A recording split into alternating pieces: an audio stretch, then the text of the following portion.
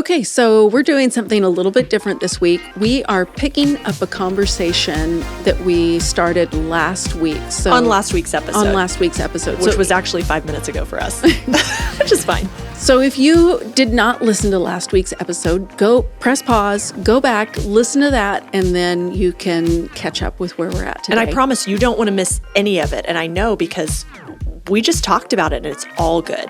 The stuff from last week and from today. So here we go. But it's all the same day. It's fine.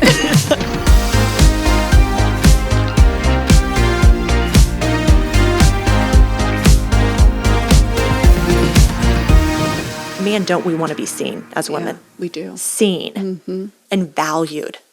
Yeah. In all of our flaws. Really, this is exactly what happened with Whit and I when I was sick.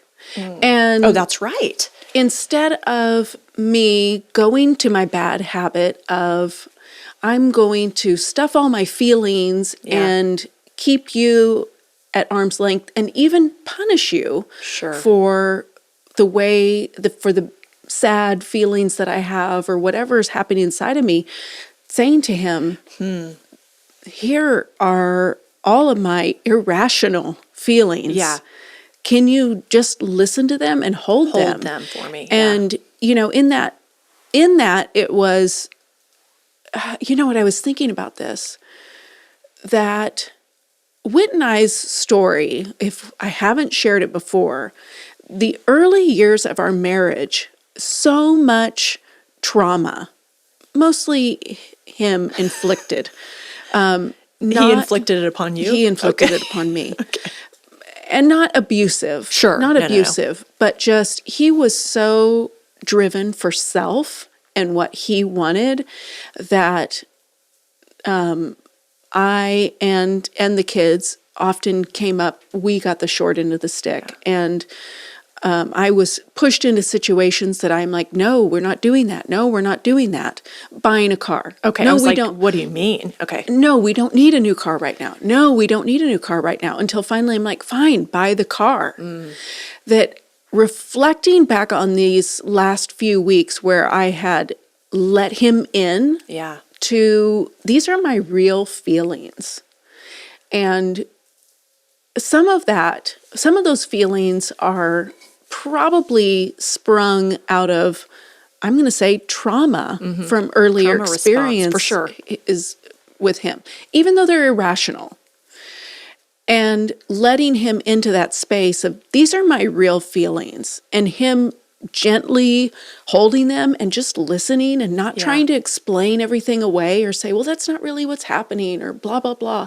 And just him just listening, I realized I haven't been fully trusting you with myself for all these years. We've been married 22 years. Yeah. And this is a new level of trust in our relationship where... And scary, exciting, and all the potential. But when you put yourself out there, it's terrifying. It is. It is. It's because I have... in different ways, put myself out there over the years and felt like I have been brushed away or explained away. Because saying something, you know, we'll be talking about finances. And so Whit in our house runs the money.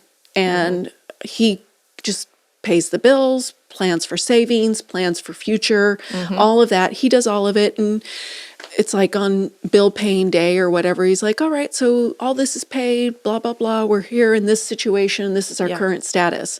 Great.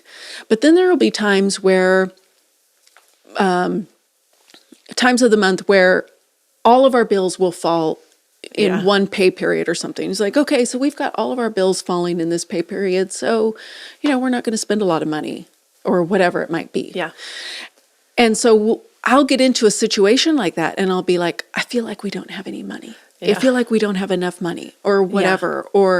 And he's like, no, that's not what I meant. And he'll explain away, logically explain away all of my feelings. Yeah. But I still feel the way that I feel instead of saying, oh, I see what you're feeling, or let me just listen to you with all your irrational feelings. So where was I going with that? This isn't where we are today is like a new level of trust and I've seen it over the last few weeks and months, him loving me and serving me in a way that I've never let him do before. Yeah.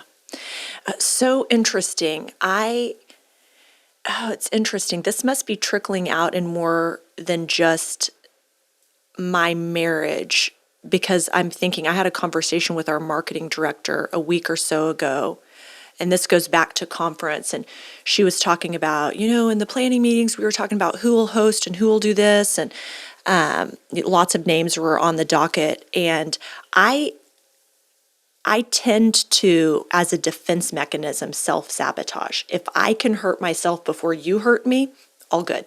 Mm-hmm. I know that sounds crazy. Oh, I do it too. Okay. I know, but I do that. Different ways, but I do it too. Sure. So she was telling me some of the names that were in consideration. And if I really thought about it organizationally for our family of churches, which is what I ended up doing, because I think my name was like way down on the list, which was fine.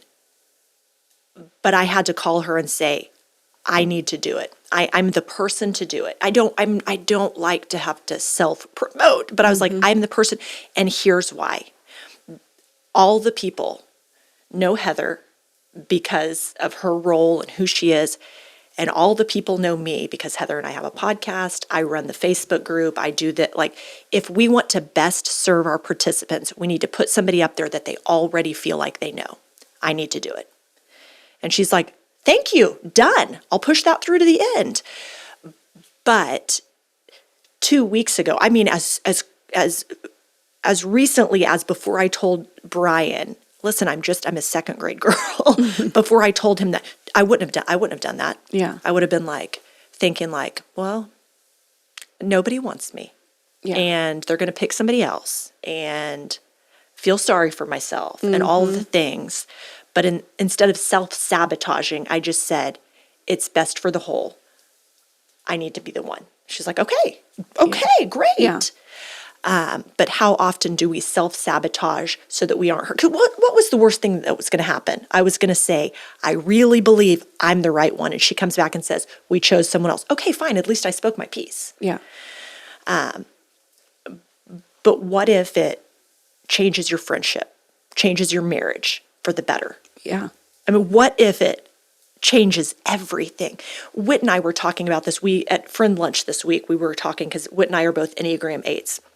And by the way, so is Brian. I often think, poor Heather, how does she land with all of us? Everybody has their strengths and weaknesses, but some of us have more weaknesses than you do. And I'm sorry. It's okay. But he and I were talking, and I said this, and he agreed on his behalf, I believe. But I learned this in counseling. Last year, Dr. Lindsay said to me, you are so willing to be vulnerable about all the areas you're willing to be vulnerable. And I was kind of like, what? And she's like, there's part of you that's shut off that you won't let anybody into.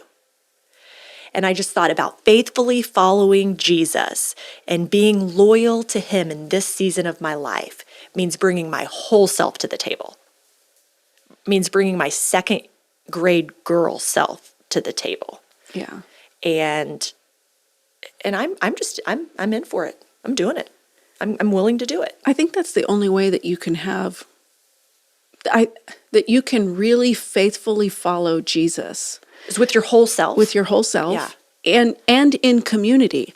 Are you really faithfully following Jesus if nobody really knows you? Right. Or you're in a group. We've been in groups like this before, and it's not a knock on you. It's like where you are in your season, myself included. Mm-hmm. But you're in a small group and you share most of what's going on. Mm-hmm.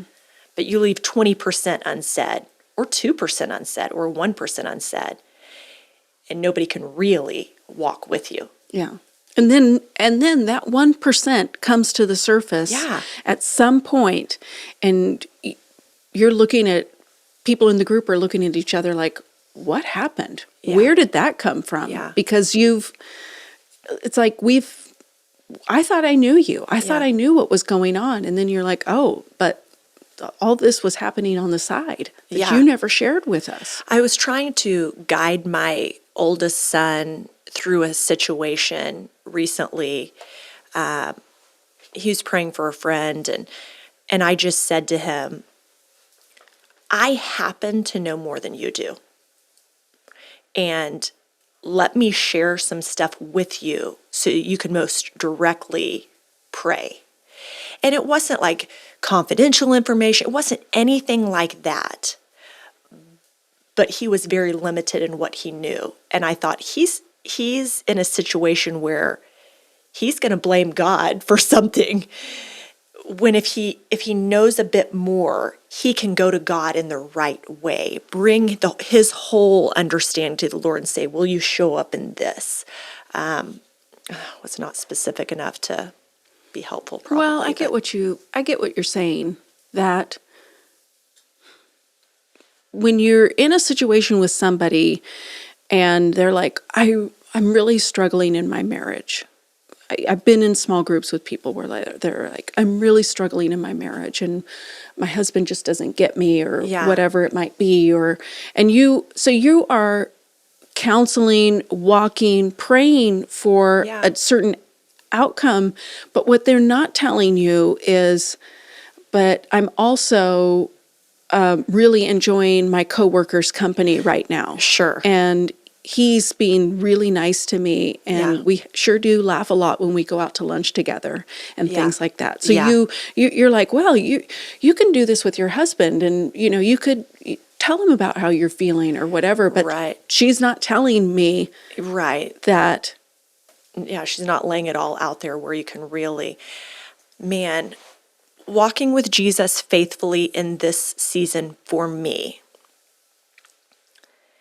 it's probably going to make me wildly uncomfortable, but is being willing to lay it out there, not for the whole world, because it's not the whole world's business, but for Brian, for my kids, what's appropriate in a parent-kid relationship, because you don't lay everything out to your kids either, but what's appropriate in a parent-kid relationship with you and Whit, at friend lunches, with my people that are closest. That is how I'm going to faithfully follow Jesus. One thing Blake said both at COTMU and at the conference was that we sometimes talk so much and elevate the idea of community so much, but we don't specify that not all communities make you more like Jesus. Yeah.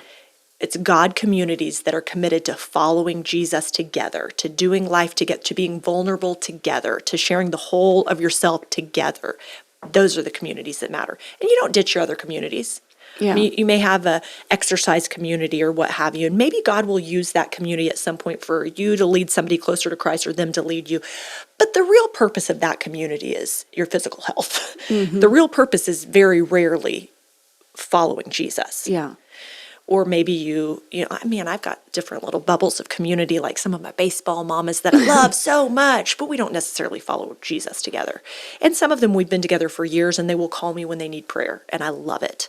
But I think that brings up an interesting, so in COTMU, we were talking about how do you foster a community that's loyal to Jesus first and foremost, and overall, that your allegiance is to Jesus. It's not just like, oh, we get together and we believe about Jesus, that we read a book about Jesus, but how do we foster communities that are loyal to Jesus? How do we? And what did he just say? thinking about this scenario of somebody comes to you with a prayer request. I need healing for this, my body, for this. And I think that in that situation, you can ask, okay, yes, we believe that the Lord heals, wants to heal you, does heal, and I am trusting him for you, trusting him with you that this is going to work out. But what if it doesn't? How, that you can have a real conversation of, okay, so you need your shoulder repaired. Yeah. Your shoulder is hurting, your shoulder needs to be repaired, and you're trusting God that this surgery is going to work out, and you're going to be completely healed. But what if it doesn't? Or, in addition to that, or different than that, what if you come to me for prayer about your shoulder, and I agree to pray with you about that, but I also say, how are you feeling about this situation? Because what if they're scared? Yeah. Then we need to tackle and agree with them about the emotional repercussions of the physical injury. I mean, if you only bring part of the issue, like what if you're scared? Or what if it's like financial burden that you don't have the money for? Or what if it is like bringing your whole self to a situation is quite different than bringing the symptom. Just the what we see as the primary problem. Primary problem. No, I just spit on you. I didn't feel it. Okay, the primary problem. You're right, because there's all the underlying issues as well that all matter to the Lord. Yeah. And I think that we've grown up in a age where a lot of times you don't talk about being scared. Yeah, sure. Even you get a cancer diagnosis and you're like, you can't say, I'm scared. Yeah. This is a serious diagnosis. Sure. And all that you hear is, I'm believing that the Lord's going to take care of me. I'm going to Yeah. believe that the Lord's going to take care of me. Well, Yeah. the Lord is going to take care of you, and He wants to take care of your mind, your emotions, your Yeah. heart, your body. He wants to take care of you right now, not just some end result down the road. Yeah. Because, man, what if you are physically healed, but you're so emotionally scarred that you never recover your whole life? That's Yeah. also sad. Yeah. This faithfully following this Professor Blake business is really good and challenging. He's no joke. He's no joke. He is no joke. I especially am challenged by the thought of modern day idolatry being mixing Jesus with a bunch of other stuff versus letting him be your ultimate. Mixing him with some, good Lord, some second grade girls basketball outcomes. Sure. So, I mean, mixing him with sports and mixing him with education and mixing him with where he's not the supreme. I loved when he said, how do you know if you're faithfully following, or how do you know if you're being faithful? It's following Jesus. And that set me free because I grew up playing travel sports, and it was my God. So when I became a believer and started, my journey of faith and following Jesus, I was like, my kids will never do that. Like, that is an idol that my kids will never.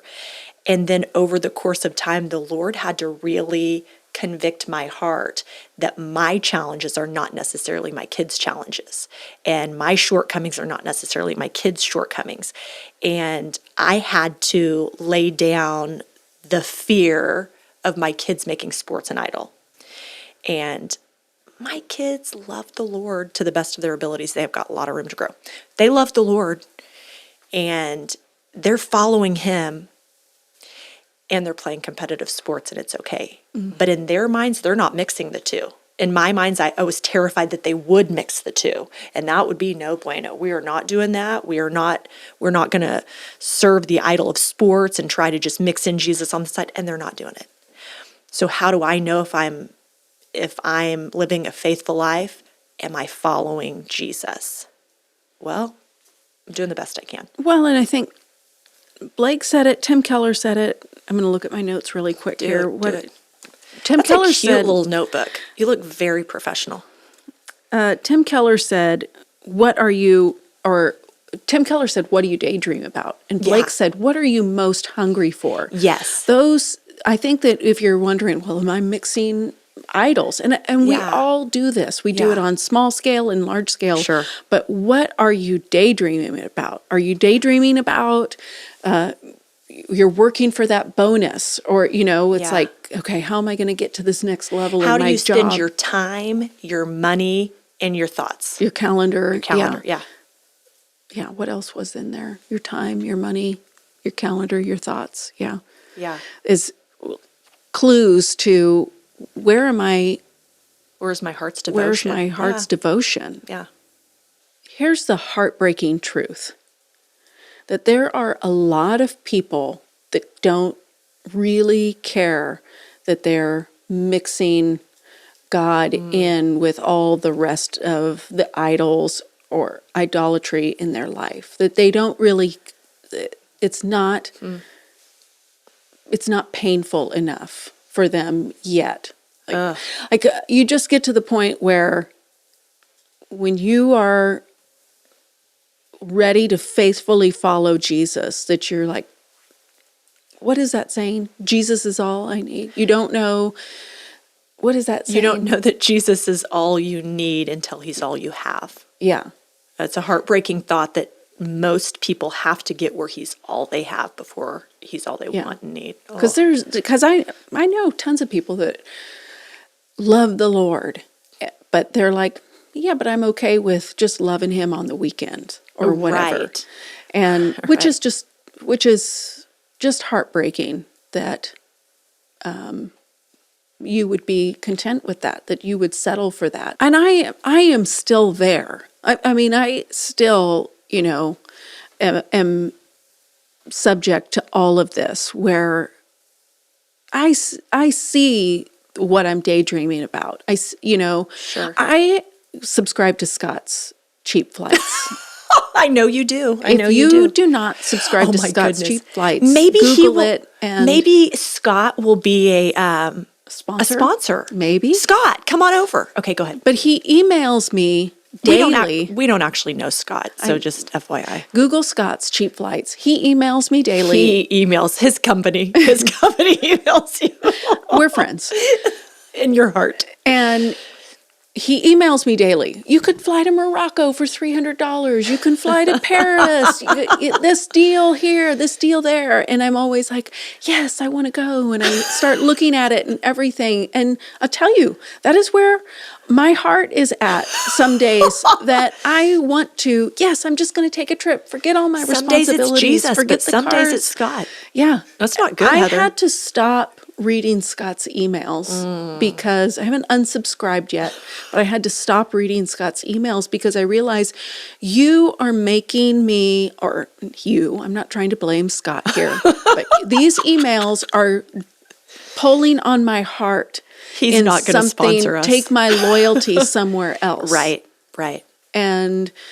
And this is what we can all fall into, sports season. Sure. Oh, my goodness. Well, we've got a lot riding on this game, on this tournament, on this championship. On the second grade girls recreational league this championship might game. Determine the course of their future, that whether or not they make it to college, whether or not they are a star athlete on their high school team. This is important. This is determined. This might be more important than Jesus. This is what we fall into. Yeah, we do. We do, all of us. Yeah. And it's hard. Mm-hmm. And it's sad. And faithfully following Jesus is not always easy, but it is worth it. It was not easy to say to Brian, I'm not very different than those second grade girls. Yeah. And to be vulnerable and honest. But my marriage right now feels so good. Yeah. Laying down your life for the Lord is sometimes scary, but just take one step with us this week. Yeah. Just one step with us this week. He's stirring something in your heart. There's something he's stirring in each of our hearts. Get back in church. Join that small group. Sign up for COTMU.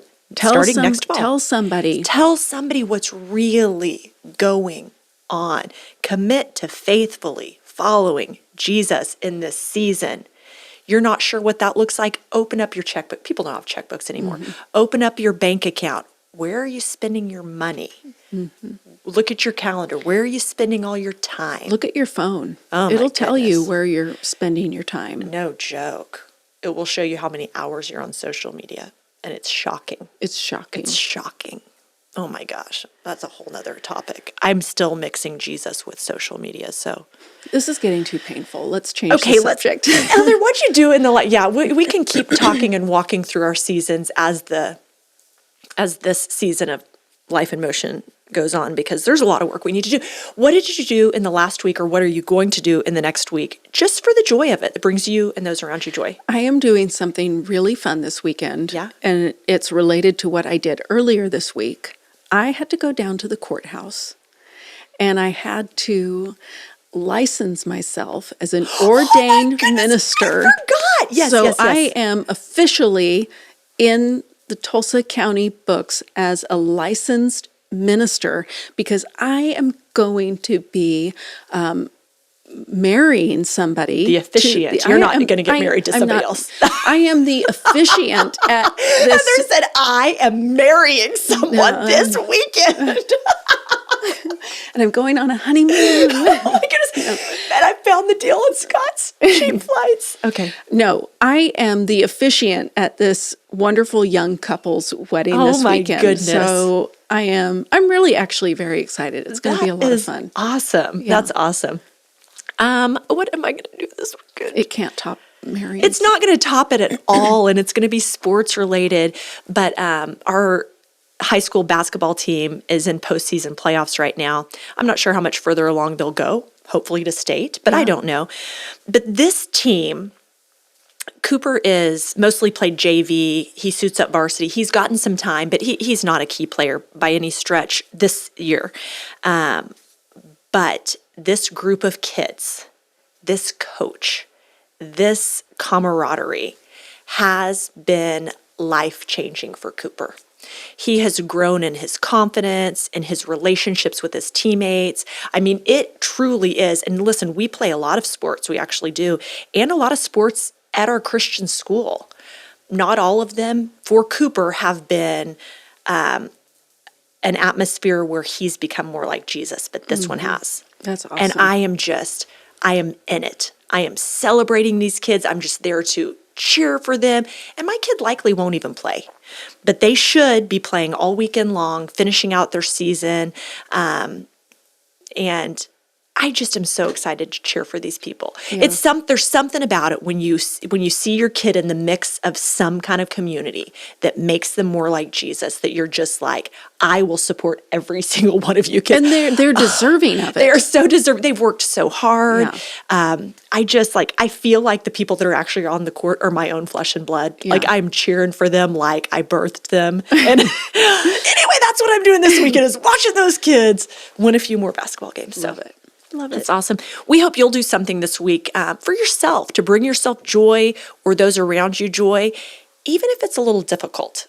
So if God was stirring something in your heart and you need to take a step with Jesus, but you're a little bit scared, shoot us a text so we can pray for you while you're doing that. All you have to do is text us at the number 23101.